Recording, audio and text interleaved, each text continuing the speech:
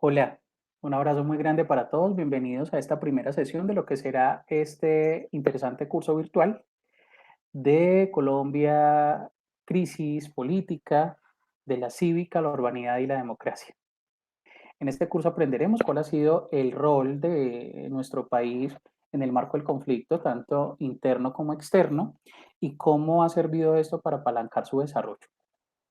Tengamos en cuenta que para poder hablar de desarrollo siempre hay que hacer una antesala y por lo general esa antesala tiene que ver con el conflicto. Es decir, cuando nosotros abordamos el conflicto no estamos hablando de un escenario eh, limitante o un escenario derrotista o un escenario fulminador del contexto político y social. Por el contrario, cuando hablamos de conflicto, estamos hablando de un preámbulo para un cambio, para una transformación. Entonces, siempre que hablamos de desarrollo en Colombia, tenemos que hablar de conflicto. Y para eso es muy importante saber cuál ha sido el rol de nuestro país en los grandes conflictos de la historia para poder cerrar en torno a cómo ha sido el desempeño de nuestras autoridades en torno al conflicto interno. Es decir, vamos a desarrollar un proceso de aprendizaje de afuera hacia adentro. A esto le llamamos método inductivo. Para poder entender cómo operamos adentro, pues hay que saber cómo estamos desde afuera, cómo nos ven afuera para empezar a trabajar desde adentro, cómo dinamizamos afuera para poder lograr desde adentro y no al revés. Porque en el contexto de la esfera política, pues entonces hay que mirarlo desde las dos ópticas, ¿sí? El problema fue que nosotros empezamos, por ejemplo, un recorrido hacia la paz, ¿sí? Desde adentro, pero después de haber generado unos cambios y unas transformaciones hacia afuera, después de haber desempeñado unas acciones en el marco del conflicto externo. Entonces, vamos a tratar de recuperar mucho ese escenario de entender qué pasó para poder finalmente asumir posiciones y llegar a conclusiones. Pero entonces, para poder hablar también de desarrollo en Colombia, tenemos que hablar de los Estados Unidos. No sé si ustedes se han preguntado, porque siempre que hablamos de desarrollo, de crecimiento en Colombia, siempre hay que hablar de los Estados Unidos de Norteamérica y eso nos lleva a una inquietud bien interesante y es ¿por qué los Estados Unidos constituyen una nación tan relevante para ubicar a Colombia en el conflicto? Pues bien, hablemos un poco de los Estados Unidos. Los Estados Unidos hicieron intervención en los dos procesos históricos más importantes de toda la humanidad, ¿sí? Casi más importante que el COVID en este momento, y fueron las dos guerras mundiales. La primera, que fue de 1914 a 1918, y la segunda, de 1938, perdón, a 1945. Antes de iniciar el proceso de Guerra Fría, que también fue bien interesante, ya vamos a hablar un poquito de eso brevemente, porque la intervención de los Estados Unidos logró unificar un orden mundial basado en la economía y en el mercado. Es decir, fue gracias a esa intervención del gigante americano, como lo llamamos hoy en día, sí, que se logró unificar un solo orden mundial que por supuesto afecta no solamente a Colombia, sino a toda Latinoamérica y a otros países del mundo. ¿Sí? Entonces es un fenómeno que no podemos negar. Es como tapar el sol con un dedo. ¿Sí? En este momento, nuestra economía, nuestro sistema de mercados, nuestro desarrollo, tiene que ver con los Estados Unidos, no lo podemos dejar a un lado, no podemos ser tan egoístas en torno al reconocimiento de las verdades históricas.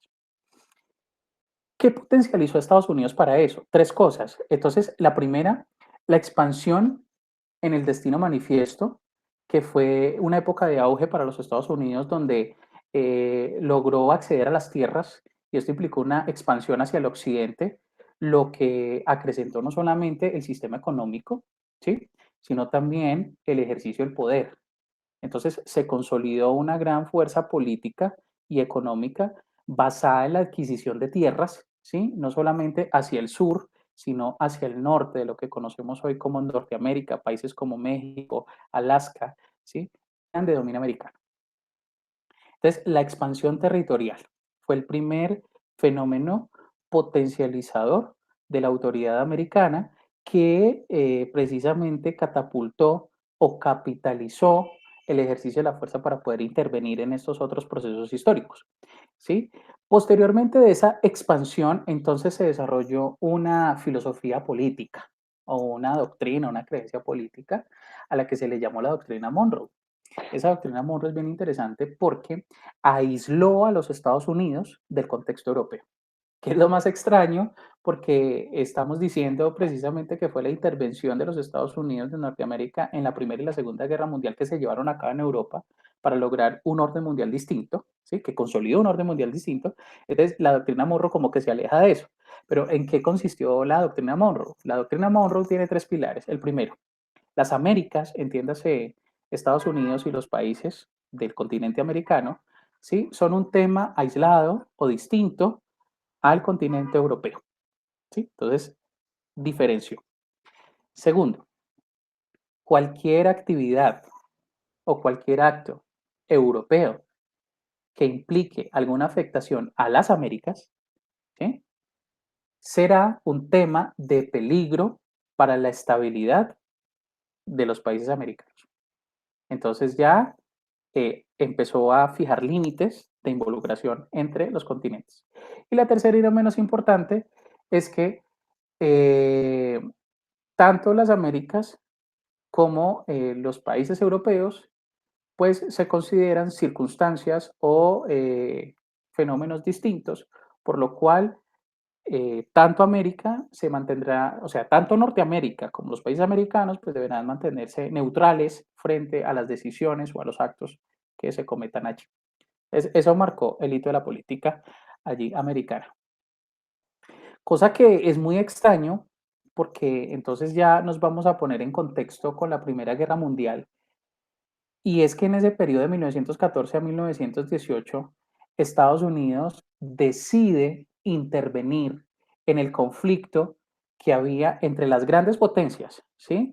Entonces, tenemos a Francia, tenemos a Alemania, tenemos al Imperio Austrohúngaro, contra Rusia, Inglaterra, ¿sí?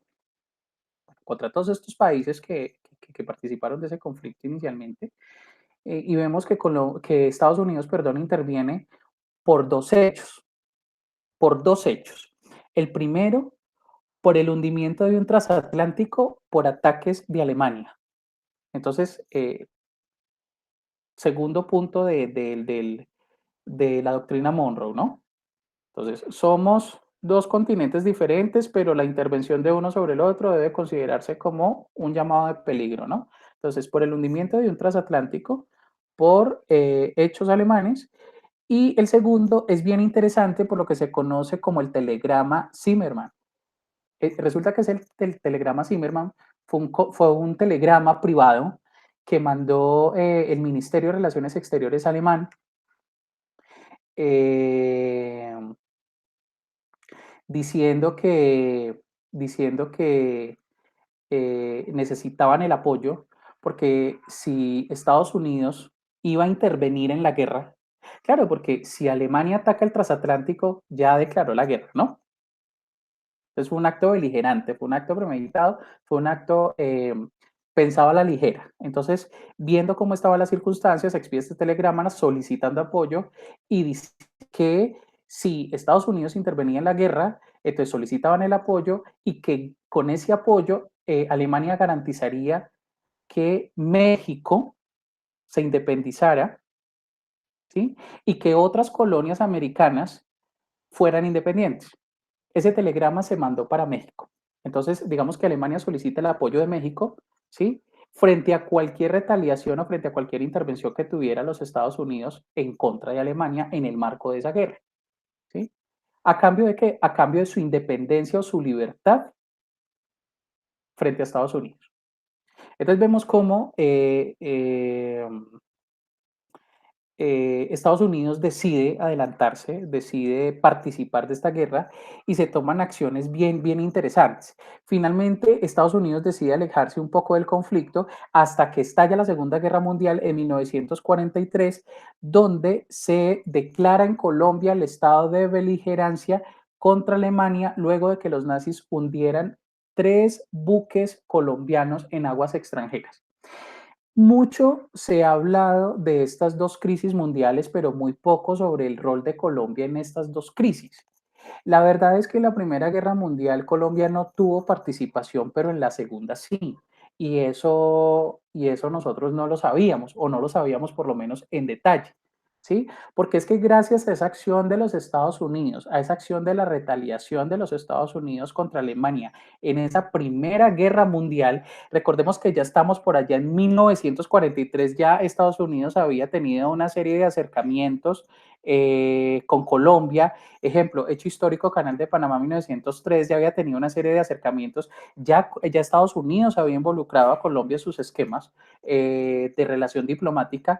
Entonces, en el marco de esa guerra y gracias al hundimiento de esos buques, entonces Colombia interviene y se pronuncia y dice, rompo relaciones contra lo que se llamó los territorios del eje, es decir, Alemania, Italia y Japón. Rompo relaciones diplomáticas con estas tres naciones y en 1943 no solamente declaró a nivel nacional el estado de beligerancia, lo que conocemos como el estado de guerra exterior, que es un estado de excepción, como lo que vivimos hoy con el COVID-19, que es un estado de emergencia económica y social. Ese estado de beligerancia era en ese entonces el estado de emergencia por guerra exterior. Entonces declara el estado de beligerancia y de una vez dice, se prohíbe que se imparta el idioma alemán o que se hable el idioma alemán y 150 personas que eran de Italia, de Japón y de Alemania son recluidas en un hotel, ¿sí? Como protesta o como respuesta al hundimiento de esos tres buques. Sin embargo, no va a la guerra. Pero yo quiero que nos ubiquemos un poco en el contexto histórico. Digamos que Colombia en ese entonces no tenía el poder económico como para poder movilizar tropas hacia el continente europeo, aparte de todo porque la influencia americana limitaba mucho este ejercicio bélico a las relaciones diplomáticas. Entonces, literalmente, Colombia participa de la guerra y participa del conflicto desde la diplomacia, no desde la milicia, no desde los militares, sino desde la diplomacia. Y es desde la diplomacia que se empiezan a tomar estas decisiones políticas y se empieza a abrir campo al paradigma del desarrollo del pensamiento y la cultura económica. Porque posterior a estos dos grandes hitos, ¿sí? A tanto a la Primera Guerra Mundial, donde Estados Unidos obtuvo un rol relevante, como dentro de la Segunda, donde también participa e involucra a Colombia, porque claro, se involucra al país, se involucra al Estado, y Estados Unidos consciente, entonces se le da apertura a la Guerra Fría, donde digamos que Colombia no, Colombia se mantiene neutral, pero Estados Unidos sí desarrolla un rol bélico con Rusia y se crean o nacen las dos doctrinas económicas más importantes, que son el capitalismo y el comunismo. Y a ese periodo, a esa Guerra Fría, es que le debemos a nosotros el pensamiento capitalista, que es hoy un pilar fundamental, un dogma fundamental sobre el que se erige o sobre el que se construye nuestra economía y nuestros sistemas de mercados. Puntos del capitalismo, entonces el respeto a la propiedad privada, y lo encontramos en la Constitución, en el artículo 58. Puntos del capitalismo, la apertura de mercados. Digamos que el Estado es independiente del sistema de gobierno, pero entonces, si se va a respetar la libertad económica y la propiedad privada, pues hay que tributar porque hay que ayudarle al Estado a financiar sus servicios públicos, entonces hay que ayudarle a soportar las cargas económicas, ¿sí?